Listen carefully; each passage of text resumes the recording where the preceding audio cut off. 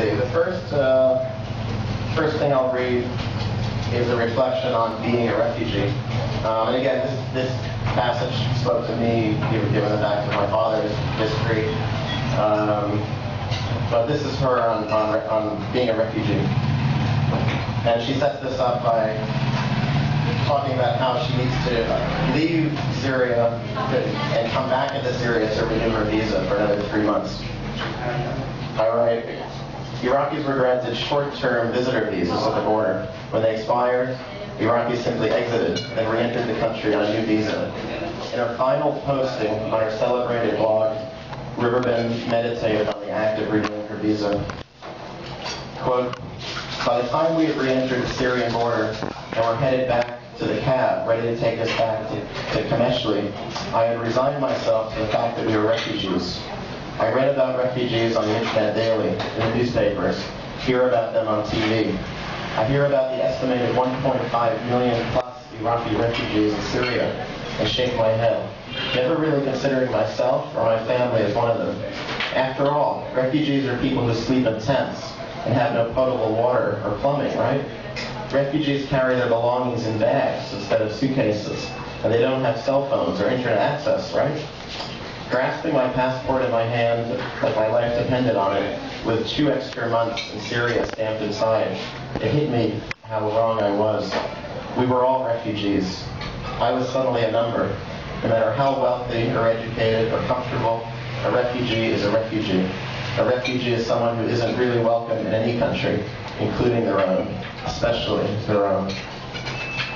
And so, again, that was her final posting, now irrelevant. As Riverbend once concluded, again, this is her, a 12-year-old boy was shot in his garden while playing. The Americans say he was caught in the crossfire between them and someone else.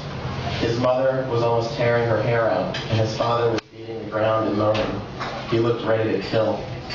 People talk about the future and how 5 years from now, 10 years from now, 50 years from now, things are going to be better. Some people no longer have a future. The parents of that boy no longer care about the future of Iraq or the future of America or anything else. They buried their future last night.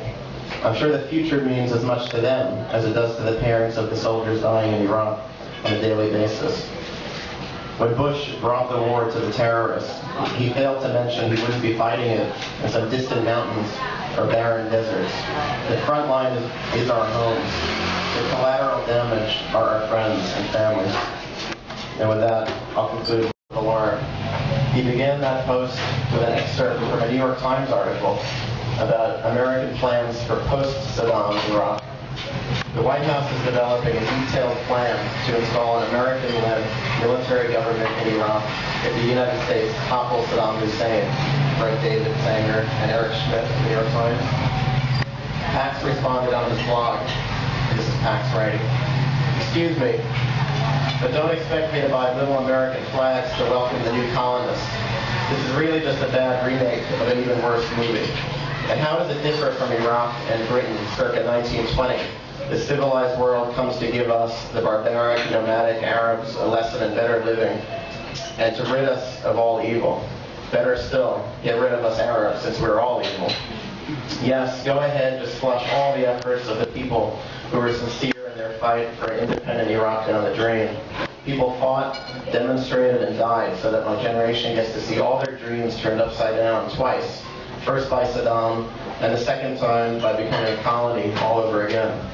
God, I feel sorry for anyone who has ever had an ideal and fought for it. I feel sorry for every revolutionary Iraqi who wrote a book or a poem and got executed because of it. If they had only known that this was going to happen, that it will all just end up being another colony, they wouldn't have even bothered. It's much better to spend your time on sex, drugs, and belly dancers. Master Sam is going to come and tell you how to run a country properly now, and how to spend your money on weapons from him. Don't go buying useless Chinese technology, Habibi. And that was the end of that.